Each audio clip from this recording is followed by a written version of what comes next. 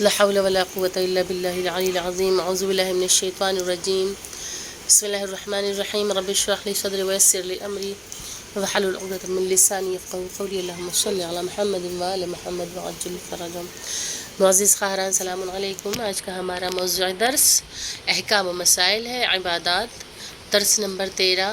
اور آج ہم پڑھیں گے ایسے مقامات جن میں نماز گزار کا لباس پاک ہونا لازم ہے، اور اس کے علاوہ اگر لباس پہ ایک درہم کے برابر مقدار میں اگر خون لگ جائے تو کیا اس میں نماز صحیح ہے. اسی قسم کے مسائل پہ ہم آج گفتگو کریں گے، اور اس کا PDF آپ سب کو بھیجا جا چکا ہے. آپ لوگ اس کی آڈیو بنا کے ہمیں 4 بجے تک واٹس ایپ یا ٹیلی گرام پہ سینڈ کر دیں. اس کے علاوہ جب یوٹیوب پہ 10 اپلوڈ ہو تو اس دوران آپ لوگ سوالات کریں اور لائیو چیٹ کمنٹ کریں. تو درس کا آغاز کرتے ہیں. ایسے مقامات جن میں نماز گزار کا بدن یا لباس پاک ہونا لازم نہیں ہے. مسئلہ نمبر 945. 5 صورت میں اگر نماز گزار کا بدن یا لباس نجس ہو تو اس کی نماز صحیح ہے. نمبر 1 درہم سے کم خون. نمبر 2 زخم اور پھوڑے کا خون. نمبر 3 نماز گزار کا چھوٹا لباس. نمبر 4 نجس چیز کا ہمراہ ہونا، لباس یا کوئی اور چیز.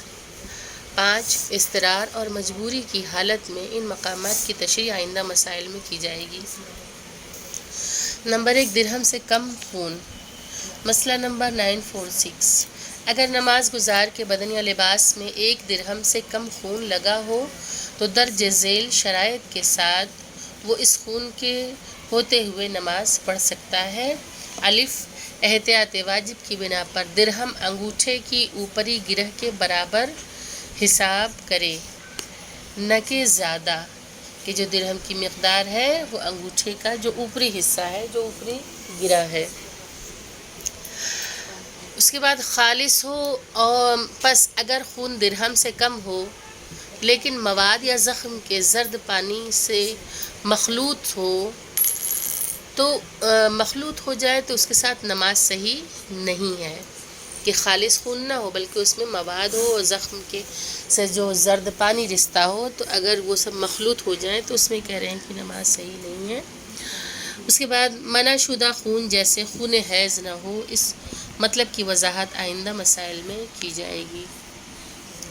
قابل ذکر ہے کہ درہم سے کم خون جو اوپر بیان شدہ 3 شرائط کو رکھتا ہو، اگر ان کا عین برطرف ہو جائے پھر بھی اس کا حکم باقی ہے اور ان میں نماز صحیح ہے. اور اسی طرح یہ مطلب بھی قابل توجہ ہے کہ درہم سے کم مقدار، درہم سے کم خون نجس ہے اور اس میں نماز کا صحیح ہونا اس معنی میں نہیں ہے کہ وہ پاک ہے.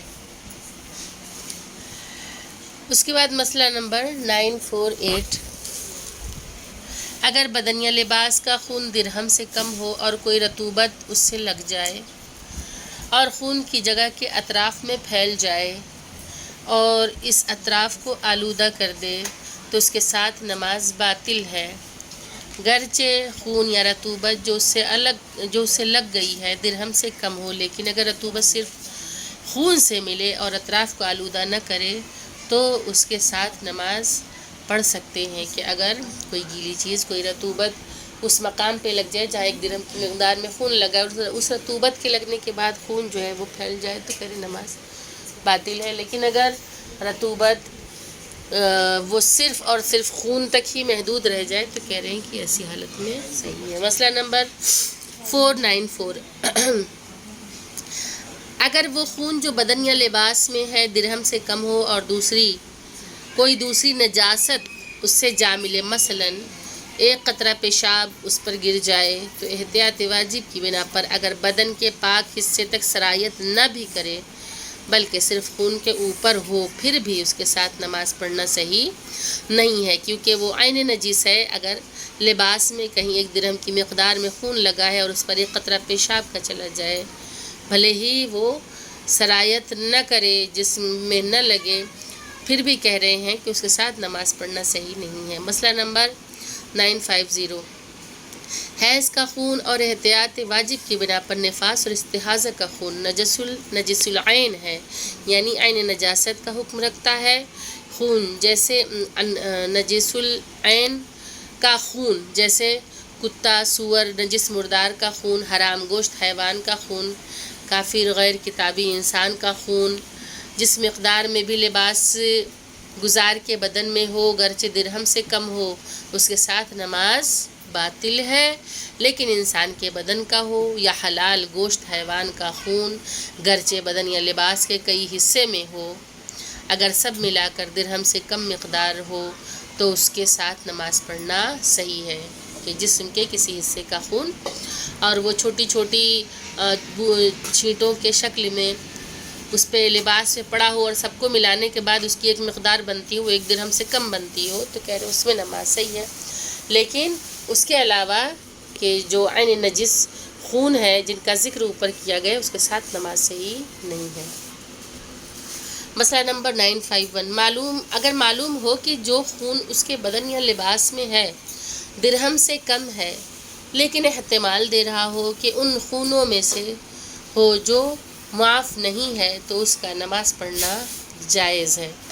مسئلہ نمبر 952، وہ خون جو انسان کے بدن یا لباس میں ہے اگر درہم سے کم ہو اور وہ اس سے بے خبر ہو کہ وہ ان خونوں میں سے ہے جس کے ساتھ نماز صحیح نہیں ہے اور نماز پڑھ لے، اور نماز کے بعد معلوم ہو کہ ان خونوں میں سے تھا جس کے ساتھ نماز صحیح نہیں ہے تو نماز کا دوبارہ پڑھنا ضروری نہیں ہے، اور اگر یقین رکھتا ہو کہ خون درہم سے کم ہے اور نماز پڑھے پھر بعد میں معلوم ہو کہ ایک درہم یا اس سے زیادہ تھا تو اس صورت میں بھی نماز کا دوبارہ پڑھنا ضروری نہیں ہے، کیونکہ اسے کب پتہ چل رہا ہے؟ جب اس نے نماز تمام کر لی۔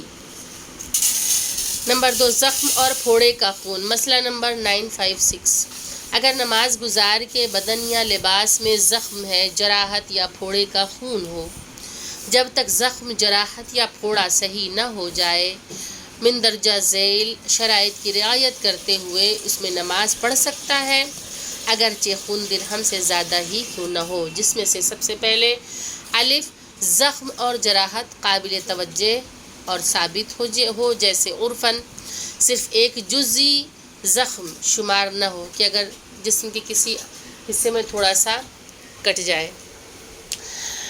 اس کے بعد خون زخم یا پھوڑے اور اس کے اطراف سے جو عرفاً زخم یا پھوڑے کے تابع شمار ہے دوسری جگہ سرایت نہ کرے۔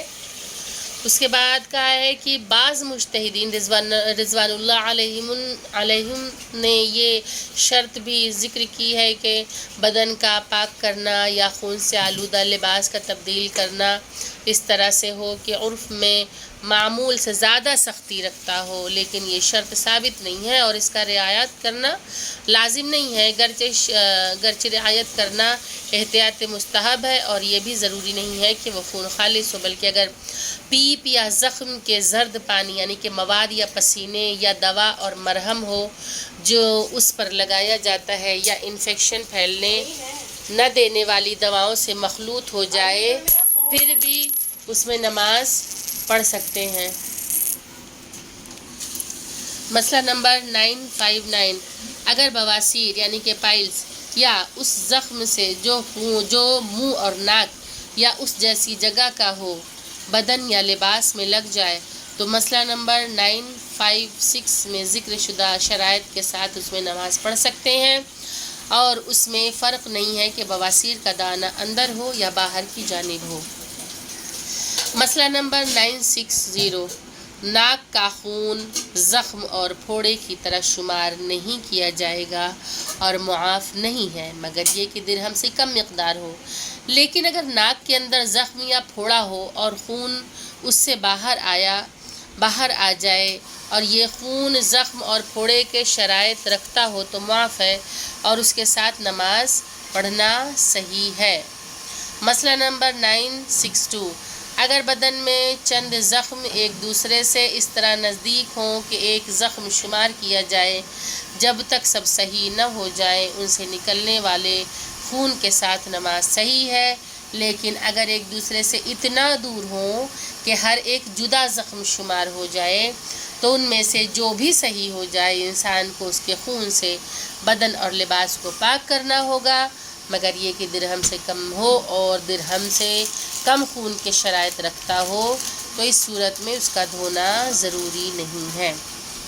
یہ رہا آج کا ہمارا درس، اور آج ہم اس سے متعلق کوئی سوال نہیں پوچھیں گے، انشاءاللہ آئندہ درس میں پوچھا جائے گا۔ یہ درس جب بھی اپلوڈ ہوگا آپ لوگ ضرور اس میں چیٹ کریں اور کمنٹ کریں، جو چیز سمجھ میں نہ آئی ہو وہ آپ لوگ ضرور پوچھیے گا، کیونکہ شرعی مسائل کا جاننا انسان کے لیے بے حد ضروری ہے، اور اگر سمجھ میں نہ آئے تو اس کی وضاحت بھی جان لینا چاہیے۔ تو لہٰذا اگر کسی قسم کی کا شک ہو، کوئی اگر آپ لوگوں کو دشواری آ رہی ہو، سمجھ میں نہ آتا ہو، تو آپ لوگ واٹس ایپ پہ ٹیلی گرام پہ سوال کر سکتے ہیں پرسنل میں۔ وآخر الدعوانا الحمدللہ رب العالمین، اللہم صلی علی محمد وآل محمد وعجل فرجہم۔ سلام علیکم، خدا حافظ۔